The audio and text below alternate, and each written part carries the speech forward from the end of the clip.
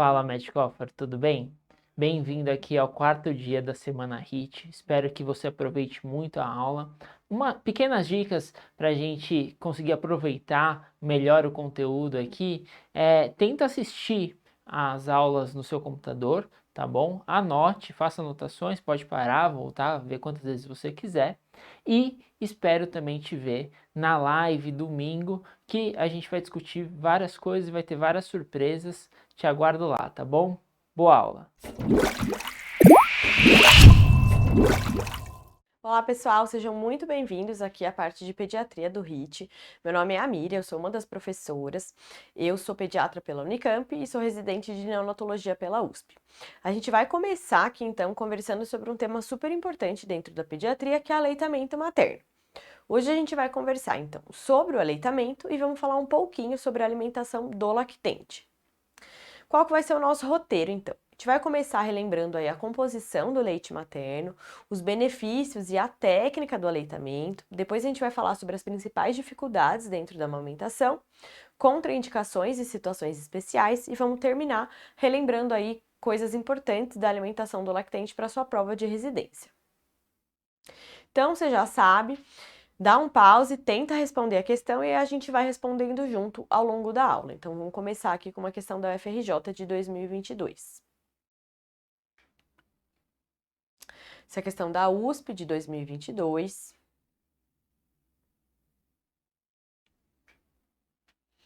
Sul São Paulo, 2022.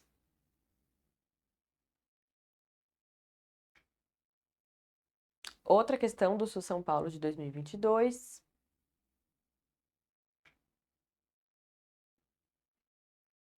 Anhiggs.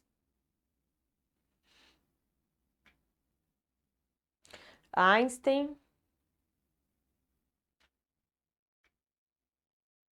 Unifesp.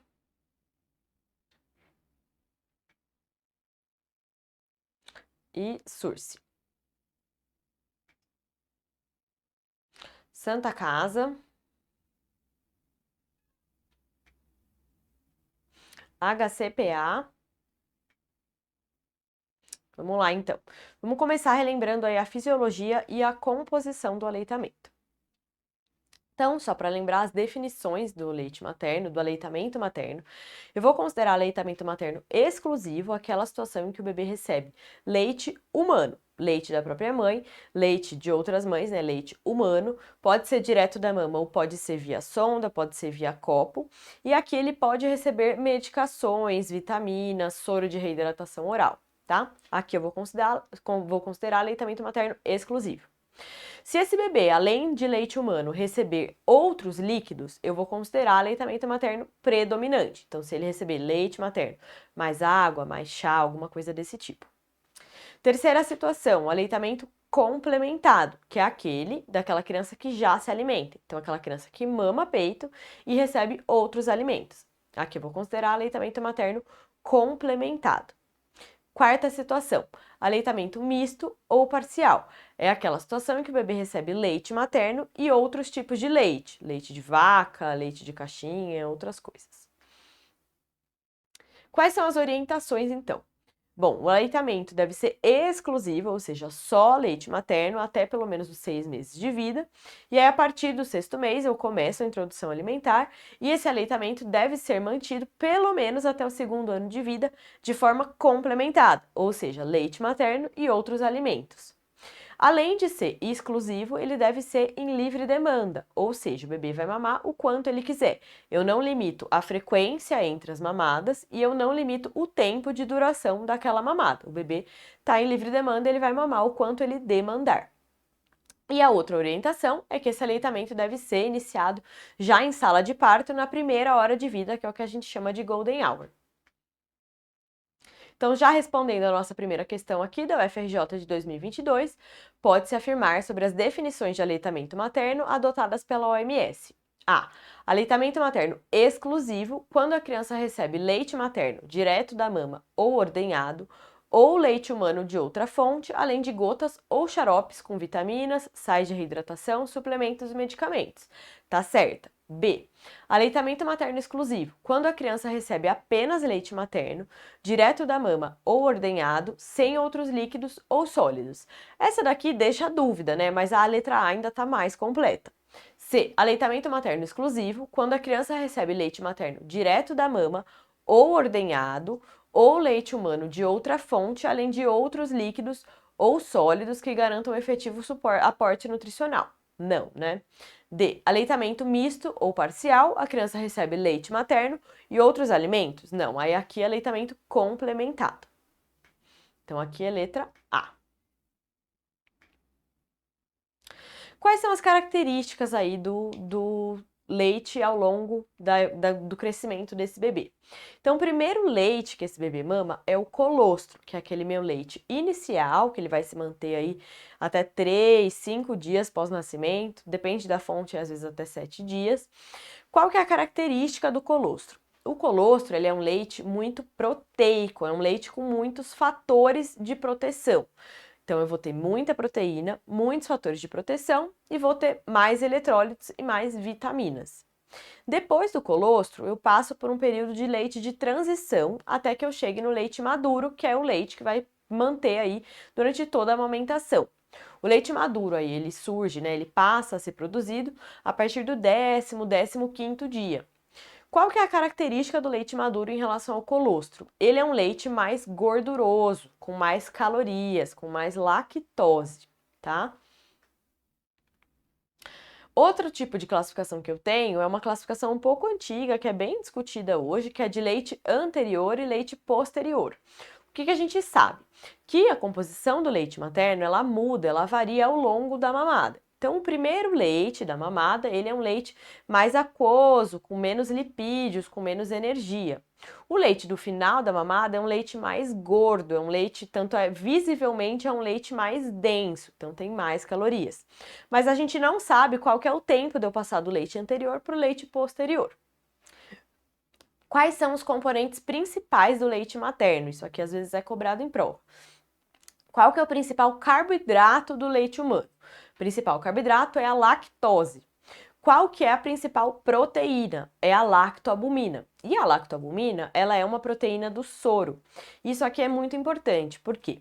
A gente compara aí a relação proteínas do soro caseína. Por quê? Porque a proteína do soro, ela tem uma digestão melhor e ela tem um potencial alergênico menor para o bebê. Diferente da caseína. A caseína tem uma digestão mais difícil e ela tem um potencial alergênico maior para o bebê. O leite humano, ele tem mais proteínas do soro do que caseína. O leite de vaca, como a gente vai ver, ele tem mais caseína. E aqui um outro componente muito importante do leite materno, que tem sido muito falado, é o LC-PUFA, que são os ácidos graxos de cadeia longa. Por que ele tem sido tão falado? Porque a gente sabe que ele faz parte, ele é importante para o desenvolvimento neurológico dessa criança, para a mielinização adequada dessa criança, num período tão crítico de desenvolvimento que são os primeiros anos de vida. Então, esses ácidos graxos de cadeia longa, eles participam tanto do desenvolvimento neurológico quanto retiniano. E quais são os principais fatores de proteção aqui do leite materno que você precisa saber para sua prova? Primeiro, qual que é o anticorpo, qual que é a imunoglobulina do aleitamento? IgA de amamentação. IgA é a minha imunoglobulina que vai conferir proteção de mucosas. Nada mais didático, né, do que o leite materno, que é ingerido, né, via trato gastrointestinal. Qual que é o fator de proteção dele principal aí? São os anticorpos do tipo IgA, ou seja, eles conferem proteção de mucosa, justamente por onde esse leite entra, certo? Então, IgA, proteção de mucosas. Quais são os outros fatores de proteção? Oligosacarídeos, que também têm sido muito falados atualmente, os oligosacarídeos do leite humano, né, do leite materno, justamente porque eles conferem aí uma mudança, eles selecionam uma microbiota intestinal adequada, assim como os pré e os probióticos, que também vão gerar um desenvolvimento adequado, funcional dessa microbiota intestinal, diminuindo a chance de um crescimento de bactérias patogênicas nesse trato gastrointestinal. Outro fator de proteção importante para a gente conversar é o fator bífido. O fator bífido, ele tem uma função aí de acidificação das fezes, né? E isso vai também diminuir a chance de eu ter o crescimento de bactérias patogênicas. Outros fatores de proteção, lisozima, lactoferrina e leucócitos. Outra coisa para a gente lembrar, qual que é a diferença do leite do bebê pré-termo para o bebê termo? Tem diferença? Tem diferença. É só eu pensar que o meu bebê pré-termo, ele tem mais demandas, ele tem mais necessidades calóricas, energéticas, proteicas do que o meu bebê a termo, certo? Afinal, o meu bebê pré-termo, ele precisa correr atrás desse crescimento que ele não teve porque ele nasceu antes da hora. Então, o que o leite do bebê pré-termo tem mais? Ele tem mais proteína, ele tem mais lipídio, ele tem mais calorias e mais fatores de proteção. Como que eu vou gravar isso? Eu vou gravar que o leite do meu bebê pré-termo tem tudo a mais, exceto lactose. Por quê? Porque assim como esse bebê nasceu antes do tempo, ele também não tem um desenvolvimento gastrointestinal suficiente, né, funcionante o suficiente para permitir uma produção adequada de lactase. Então, o leite do bebê pré-termo tem tudo a mais, menos lactose. E outra coisa que às vezes a gente se confunde é da onde vem o leite, né, as fórmulas infantis, né? Gente, fórmula infantil é feita de leite de vaca, certo? Um leite de vaca modificado. Normalmente é leite de vaca. A gente tem algumas fórmulas aí de leite de cabra, coisas assim, tá? Mas o mais comum é leite de vaca modificado. E aí aqui vem uma diferença muito importante, que é o que está aí nessa tabela. Saber diferenciar a composição do leite humano para o leite de vaca. Primeira coisa que eu vou pensar é qual que é a diferença de um bebê humano para um bezerro, né? É só eu pensar o tamanho. O bezerro vai ter demandas aí energéticas, proteicas, calóricas muito superiores a de um bebê humano de 3 quilos, certo? Então, como que eu vou raciocinar aqui? Vou raciocinar que o meu leite de vaca, ele é um leite excessivo para o bebê humano, ou seja, ele tem um excesso de proteínas, principalmente de caseína, que é mais alergênica e tem uma digestão mais difícil. Ele tem um excesso de eletrólitos, principalmente aí cálcio, fósforo e sódio, e essas duas coisas juntas vão levar a uma sobrecarga renal para um bebê que não tem a capacidade renal aí de lidar com tanto soluto, certo? Além disso, o leite de vaca tem um excesso de lipídios, com isso, um excesso de calorias para o meu bebê humano. O que o leite humano, então, tem a mais que o leite de vaca? Porque o que ele tem de menos a gente já falou. O leite humano tem mais lactose do que o leite de vaca, certo? Além disso, os dois têm pouco ferro, mas o leite humano tem um ferro mais bem absorvido, mais disponível, mais fácil absorção. E os dois aí têm poucas vitaminas, é só lembrar, né, o que o bebê aí recebe, o bebê humano, ele recebe vitamina D e vitamina K já ao nascimento, certo? Então é isso que eu tenho pouco no leite materno, eu tenho pouca vitamina D e pouca vitamina K. USP São Paulo 2022. O colostro humano, produção da glândula mamária nos primeiros 7 dias, apresenta em relação ao leite maduro, que é aquela produção até o 10º pós, né, o 15º dia pós-parto. Quais são as diferenças aí de colostro para leite maduro? A. Maior quantidade de lactose e gorduras? Não, lembra que a gente falou que o colostro tem menos lactose, menos gordura, menos calorias, certo? B. Maior quantidade de proteínas, minerais e vitaminas lipossolúveis? Sim, exatamente o que a gente falou. O colostro é um leite rico aí de fatores de proteção, rico de proteínas, minerais e vitaminas. Então a B tá certa. C. Maior quantidade de proteínas, lactose e vitaminas do complexo B. Não, eu tenho menos lactose. D. Menor quantidade de minerais, gorduras e vitaminas lipossolúveis. Eu tenho mais minerais. Então aqui letra B de bola. SUS São Paulo 2022. A prática bem-sucedida do aleitamento depende de orientações recebidas pela mãe. Composição bioquímica do leite materno é muito específica, atende às necessidades nutricionais do bebê, assegurando um ótimo padrão de crescimento e desenvolvimento. Em relação ao leite materno, uma questão aí de composição do aleitamento. A frutose é o principal carboidrato? Não, o principal carboidrato é a lactose. B. Os ácidos graxos de cadeia longa não estão presentes no leite humano. Errado, lembra que eu falei que é uma composição aí muito falada pelo desenvolvimento neurológico. Então, B tá errado. C. A água contribui com 30% da composição do leite humano? Não, leite materno tem muito mais água. Então, essa daqui tá errado. D. O leite materno apresenta, proporcionalmente, mais caseína que proteínas do soro? Não, o leite materno tem mais proteínas do soro do que caseína. E o fator bifidogênico, fator bífido, propicia o crescimento de uma microbiota intestinal adequada. Exatamente, aquilo que a gente falou, ele gera a acidificação das fezes e isso possibilita e diminui a chance de crescimento de bactérias patogênicas. Letra E. Vamos falar então sobre benefícios da amamentação e qual que é a orientação para a técnica do aleitamento. Benefícios para o bebê são muitos. Então, a primeira coisa, o meu leite materno é um leite específico, né? A gente fala que é espécie específico, ele é feito para o bebê humano. Com isso, ele tem uma composição nutricional completamente adequada às necessidades daquele bebê e à capacidade tanto renal quanto gastrointestinal desse bebê. Além disso, o aleitamento diminui a mortalidade infantil justamente porque ele diminui a ocorrência de diarreia, de infecções respiratórias, de processos alérgicos. E além disso, ele muda aí a ocorrência de doenças crônicas na vida adulta. Ele diminui a ocorrência de sobrepeso, de obesidade, de diabetes tipo 2 na vida adulta. Como a gente já falou lá dos ácidos graxos de cadeia longa, o leite materno ele propicia um melhor desenvolvimento cognitivo e intelectual. Inclusive, tem pesquisas que mostram que bebês que foram amamentados têm um QI até maior do que bebês que receberam fórmula. Se esse bebê for amamentado diretamente na mama, essa sucção, né, adequada, ela propicia um desenvolvimento adequado da cavidade oral. E claro, né, o aleitamento muito importante para criar um vínculo entre a mãe e o bebê adequado. Quais são os benefícios para a mãe além desse vínculo? Se esse aleitamento for iniciado aí precocemente, ele diminui a hemorragia pós-parto, ele propicia uma perda de peso mais rápida aí no puerpério.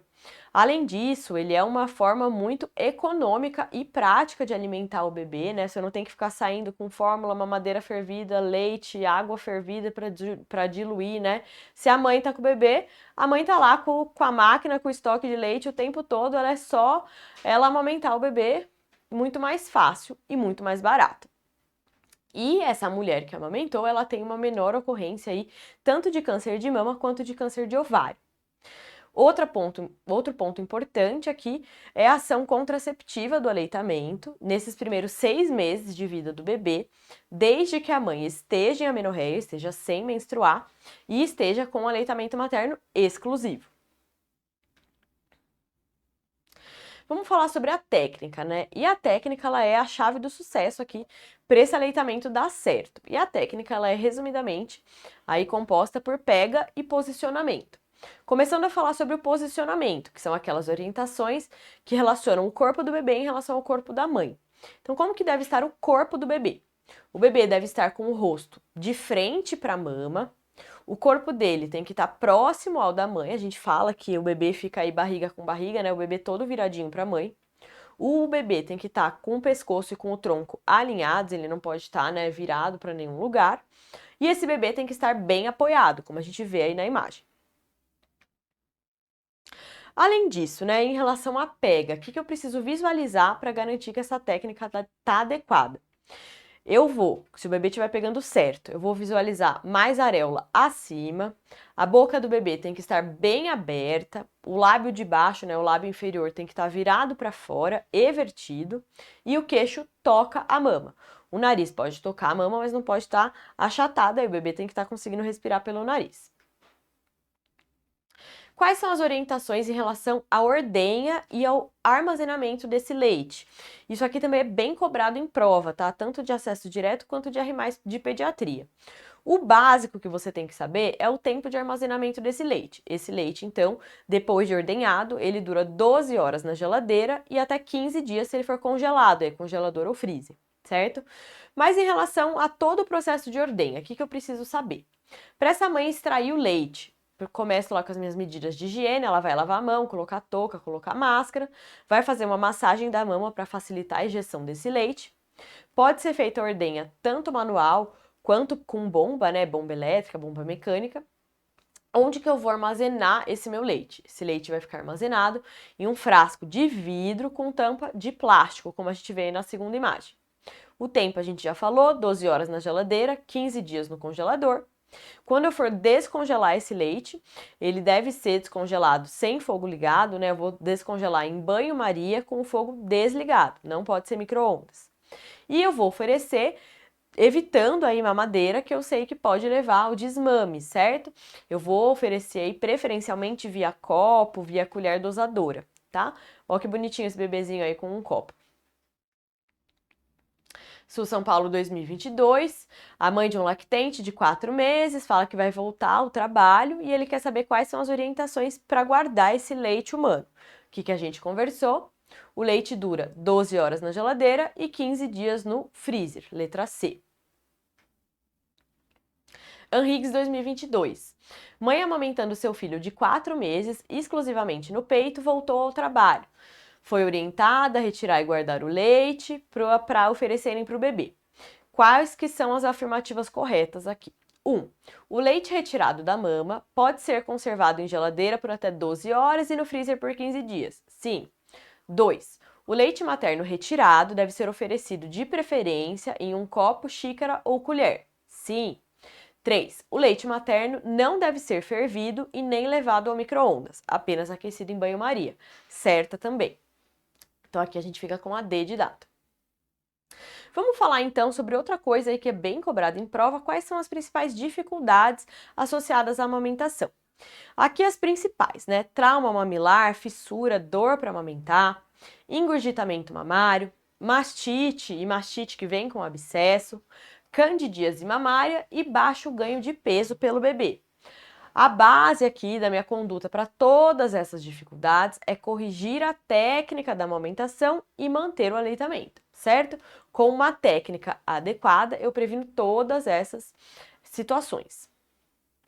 Primeira delas, né? Trauma, fissura ou dor para amamentar. Como a gente vê na primeira imagem, uma fissura já cicatrizada, né?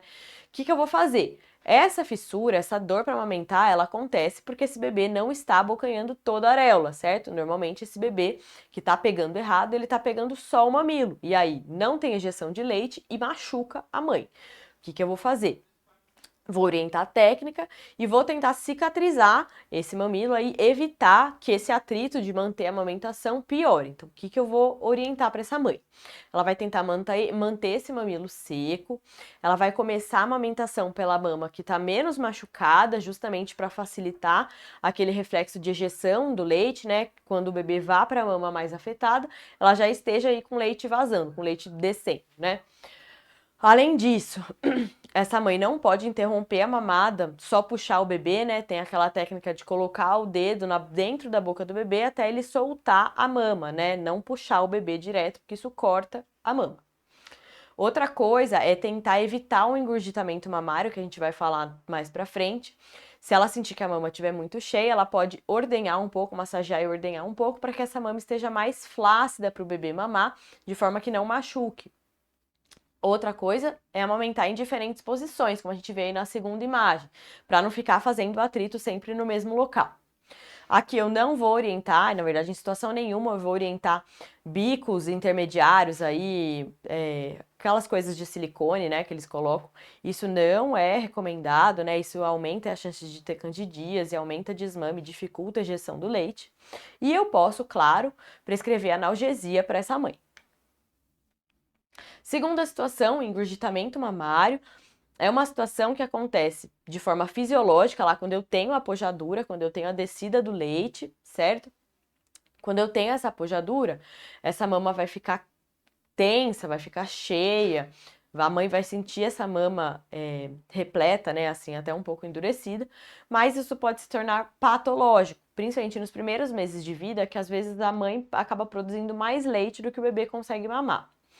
Aqui eu vou considerar patológico quando essa mãe realmente estiver aí com sintomas muito importantes. Então, com a mama hiperemiada, bem tensa, com muita dor.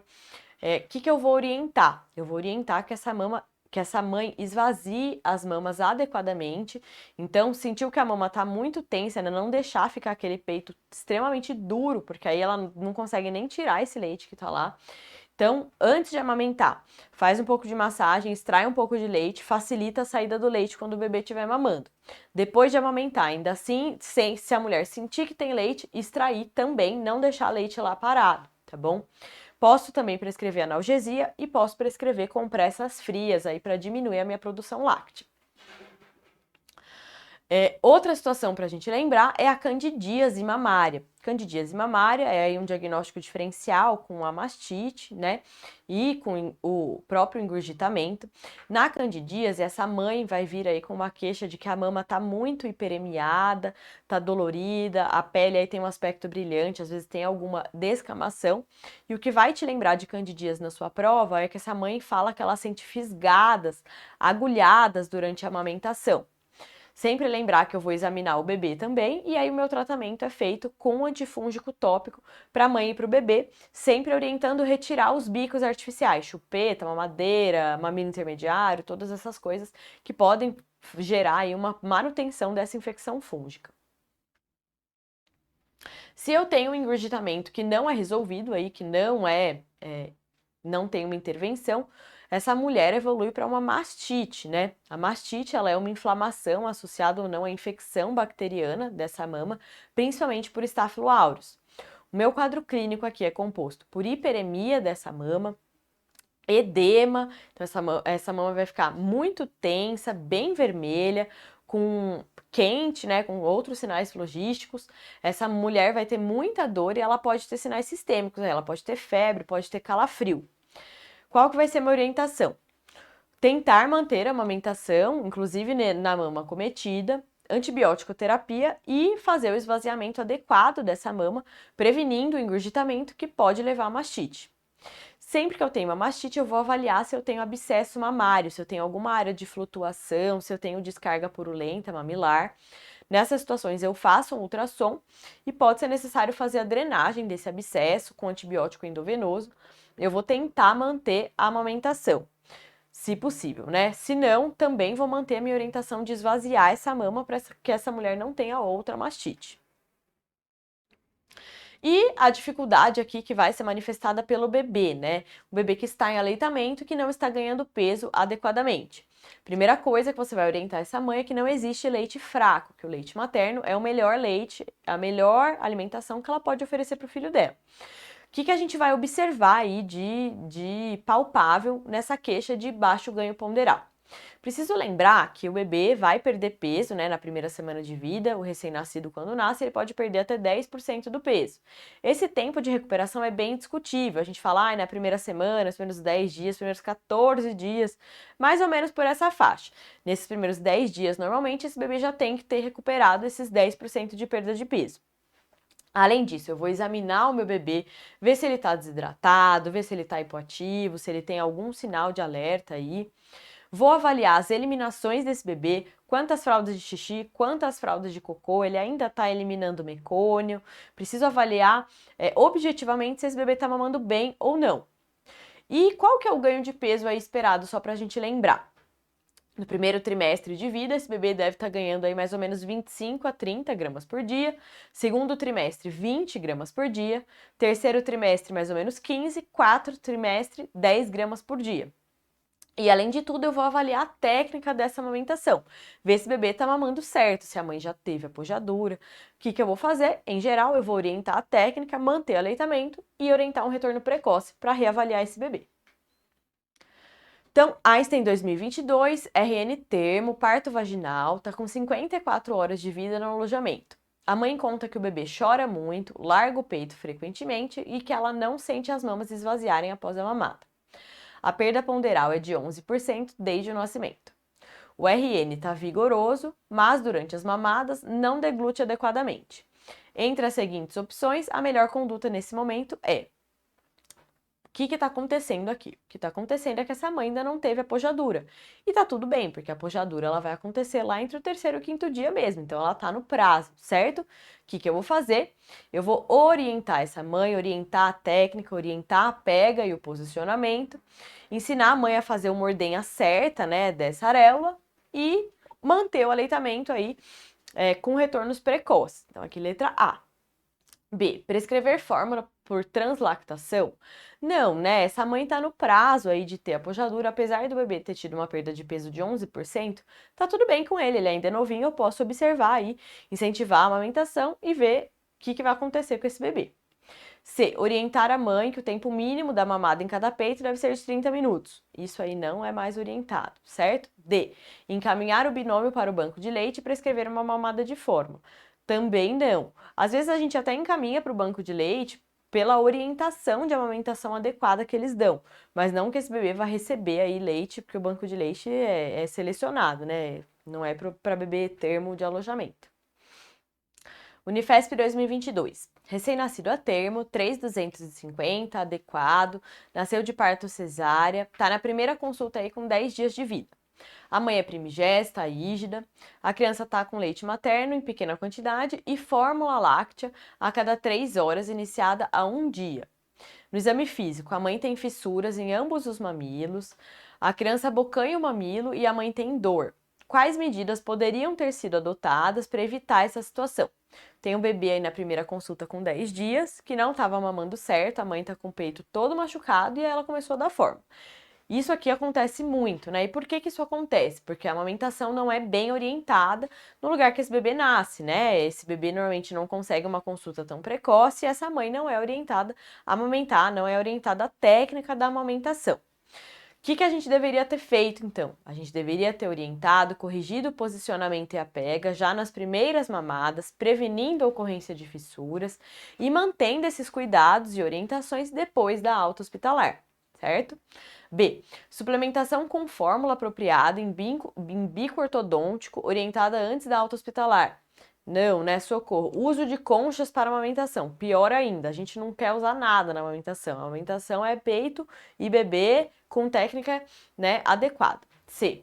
Aumento do intervalo entre as mamadas, estímulo à sucção com uso de chupeta.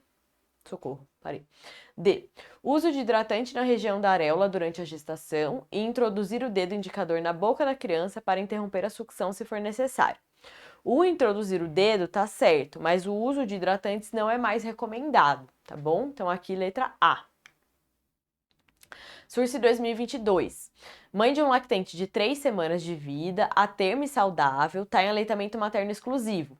Tá no ambulatório com um quadro de vermelhidão na mama esquerda, com edema, calor e dor, com febre e calafrios. O que essa mulher tem? Essa mulher tem uma mastite, certo? O que eu vou fazer? Eu vou manter o aleitamento se possível, vou orientar um esvaziamento adequado dessa mama, prevenindo o engurgitamento, prevenindo uma nova mastite. Vou tratar com antibiótico e vou orientar aí compressa fria, repouso, analgesia e coisas do tipo. Candidíase mamilar, não, é aquela das fisgadas, né? Bloqueio de ductos lactíferos. Eu posso ter isso, é um quadro mais localizado, mas eu não tenho, eu vou ter aí hiperemia, né? Mas eu não tenho manifestações sistêmicas, febre, nem nada do tipo. Abscesso mamário, ele não falou nada de flutuação, para mim parece ser só uma mastite mesmo. Quais são, então, aquelas situações especiais, né, situações de contraindicações dentro do aleitamento materno? Quais são as contraindicações aí absolutas? Aquelas relacionadas à mãe. Bom, você sabe, essa daqui eu tenho certeza, né? Mãe que tem HIV não pode amamentar. Essa você já sabe. Na mãe com HIV, a gente já bloqueia a amamentação na maternidade e o bebê já começa a receber fórmula, certo? Justamente porque eu sei que o risco de transmissão vertical via aleitamento é muito alto. Mãe com infecção por HTLV também não pode amamentar. Uso de algumas medicações. Aqui são várias, né? Para sua prova você precisa ter uma noção aí, que mãe em vigência de quimioterapia não pode amamentar, mãe recebendo amildarona e mãe em uso atual de imunossupressor, alguns imunossupressores, tá? Em relação ao bebê, ele não pode receber leite materno se ele tiver galactosemia, que foi incluída aí no teste do pezinho. A gente vai falar mais pra frente depois sobre galactosemia em outra aula, tá? Só para lembrar, na galactosemia, que esse bebê vai receber fórmula de soja. Quais são aquelas situações em que eu devo suspender temporariamente a minha amamentação? Se a mãe tiver um quadro de herpes na mama afetada, então, tá com herpes só na mama direita, a esquerda pode amamentar até que as lesões de herpes estejam cicatrizadas. Mãe com hepatite C com fissura. Hepatite não contraindica amamentação, nenhuma delas. Na hepatite C, eu preciso avaliar se essa mãe tem fissura. Se ela tiver fissura, eu posso suspender temporariamente até a cicatrização da fissura. Outra situação especial aqui, a mãe que vai receber vacina de febre amarela. Em geral, mulher amamentando não recebe vacina de febre amarela. Eu preciso ponderar o risco. Vai para uma zona com muita febre amarela. Beleza, ela pode tomar vacina, mas se esse bebê que está sendo amamentado tem menos de 6 meses de vida, eu vou suspender a minha amamentação por 10 dias. E uma mãe que tem um quadro de varicela, que se manifesta até 5 dias antes do parto ou 2 dias após o parto. Também vou suspender a amamentação aí temporariamente. Outras situações especiais: mãe com diagnóstico de tuberculose bacilífera. Essa mãe começou o tratamento, ela pode amamentar, desde que tomadas algumas medidas aí de higiene. Então, ela vai usar máscara cirúrgica, ela vai amamentar no ambiente arejado, bem ventilado, por pelo menos 2 semanas após o início do tratamento, ou seja, até que ela se torne abacilífera. Outra coisa aqui que caiu bastante nas provas recentes, né? A mãe com sintomas gripais, mãe com Covid. Ela pode amamentar? Pode. Esse bebê pode ficar lá no alojamento conjunto com a mãe, desde que tomadas medidas de higiene. Quais são essas medidas? A mesma coisa, a mãe vai usar máscara, pode ser máscara cirúrgica mesmo, vai lavar as mãos, vai evitar ficar conversando durante a amamentação e tem que ser um ambiente arejado. Esse bebê lá no alojamento conjunto, ele tem que ter uma distância do leito da mãe para o berço do bebê e todos os cuidados que a mãe for ter com o bebê, ela tem que estar em uso de máscara, vai trocar fralda, vai dar banho e coisas do tipo, mas o bebê pode ficar no alojamento com a mãe. Situações em que eu vou manter a amamentação, que a gente já falou, hepatites, vou manter, hepatite B, hepatite C, arboviroses, dengue, chikungunya, zika, desde que a mãe esteja em condições clínicas, esse bebê também pode mamar. E tabagismo, também vou orientar essa mãe, mas ela pode manter a amamentação. Santa Casa 2022. Gestante com febre há 2 dias, tosse, coriza, anosmia, entrou na maternidade em trabalho de parto com 39 semanas, não tem contato com outras pessoas com síndrome gripal. O que eu vou fazer para essa mãe, né? Suspeita aí de Covid, ela pode amamentar? Pode, não tem contraindicação, ela pode amamentar independente de ser Covid ou não, mas ela não pode doar leite para o banco de leite, tá? Enquanto ela estiver aí na vigência do isolamento. A amamentação é contraindicada? Não. B, a amamentação é contraindicada? Também não. C, contraindicada? Também não. E, não há contraindicação à amamentação nem ao aleitamento, independente do resultado do exame, e não há contraindicação para doação de leite. Errado, né? Essa mãe pode amamentar, mas não pode doar leite. HCPA 2022. Questão aqui extra, que às vezes nunca tinha visto cair em prova, achei um tema legal para trazer aqui, vai que essa questão se repete esse ano. Mãe de paciente aí de 3 meses, não, perdão, paciente grávida de 3 meses, tem uma gestação prévia e atual sem intercorrências. Ela tem interesse em continuar amamentando o filho de 2 anos após o nascimento desse bebê, mas ela tinha dúvida de que seu desejo pudesse ser prejudicial para a gestação ou para alguma das crianças. Qual que é a recomendação? Isso aqui é porque tem uma crença muito antiga que mulher grávida não pode continuar amamentando. Mulher grávida pode continuar amamentando se ela quiser amamentar. Ela pode manter a amamentação dos 2 filhos. Tá tudo bem. E o último tema aqui da nossa aula, vamos falar dos tópicos mais importantes de alimentação do lactente. O que você precisa saber para sua prova? Vamos ver essas questões e a gente vai responder no final. Quando que eu vou começar a minha introdução alimentar? Assim como a gente falou, a partir do 6º mês de vida. Até o 6º mês só leite materno, a partir do 6º mês começa a introdução, certo? Com o quê? Eu já começo com frutas e com a papa principal, que é um nome aí meio ruim, era papa salgada. Na verdade, assim, não é mais uma papa, né? Por quê? Porque a gente vai começar com os alimentos já separados, não vai fazer uma papa com tudo misturado, certo? Então eu vou começar nos 6 meses com fruta e com uma papa, ou almoço ou janta, ou seja, fruta e uma refeição de comida. E com 7, 8 meses eu já tenho almoço e jantar de alimentação e fruta aí nos lanches. Como que eu vou compor a minha papa principal? Eu vou ter um alimento de cada grupo. Como que a gente grava isso aqui? A criança vai comer igual a gente come, né? Qual que é o prato do brasileiro? A gente come arroz, feijão, carne e uma salada. É a mesma coisa, é um componente de cada grupo. Um cereal ou tubérculo, então aqui entra arroz, batata, macarrão, mandioquinha. Uma leguminosa, feijão, lentilha, grão de bico. uma proteína animal, carne, ovo, peixe e uma hortaliça. Preferencialmente você vai colocar um legume e uma verdura, mas eu preciso ter pelo menos um desse grupo, certo? Outra orientação é que eu adicione óleo vegetal no preparo dessa alimentação ou já no prato dessa criança. Outras orientações gerais, né? A partir do momento que eu começo a oferecer alimentos, eu passo a oferecer água para esse bebê, porque só para lembrar o que a gente falou, enquanto o bebê mama só peito, eu não preciso dar água. Se o bebê estiver mamando só fórmula, também não preciso dar água. A partir do momento que eu dou alimentos, eu vou dar água para esse bebê. Não vou dar nem açúcar, nem mel até os 2 anos de vida. E alimentos potencialmente alergênicos, eles já devem ser introduzidos no começo da introdução alimentar, desde o começo. Então, gema de ovo, peixe, todas as coisas, kiwi, que às vezes as pessoas têm medo, né, porque ele tem um potencial alergênico. Eu sei, atualmente a gente já sabe que há uma janela imunológica nesses primeiros meses de introdução alimentar, que essa criança consumindo esses alimentos, ela tem uma chance menor de desenvolver alergia alimentar. Outra orientação importante, eu vou sempre oferecer a fruta e não o suco. A gente sabe que o suco perde nutrientes e acaba tendo aí um índice glicêmico, né, um índice calórico muito alto, tá?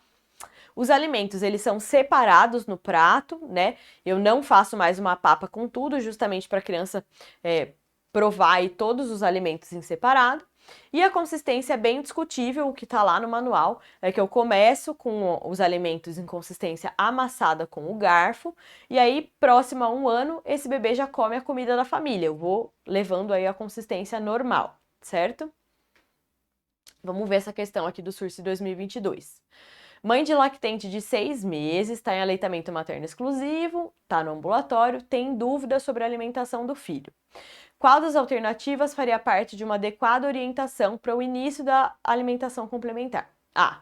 Restringir o aleitamento materno no horário das frutas e da papa principal? Não, o aleitamento materno segue e eu começo a minha alimentação complementar. B. Oferecer frutas nos lanches, raspadas ou amassadas.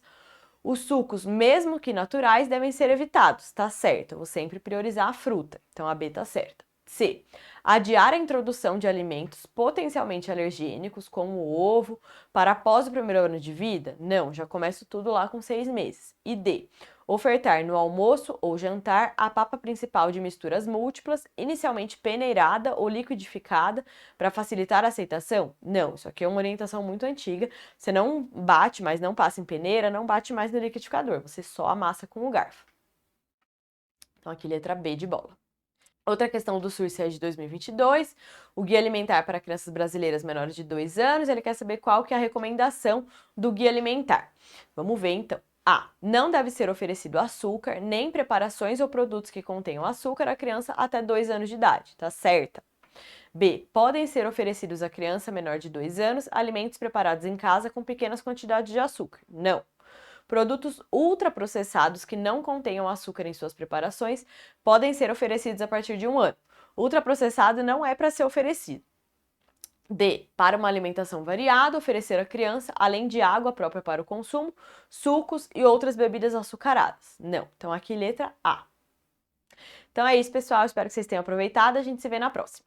Bom, acabou a aula. Espero que você tenha aproveitado aí, aprendido muito. Te vejo domingo na live, tá bom? E até a próxima aula. Tchau, tchau. Friabilidade é outra coisa também muito sugestiva. A gente vai, faz o exame de endoscopia.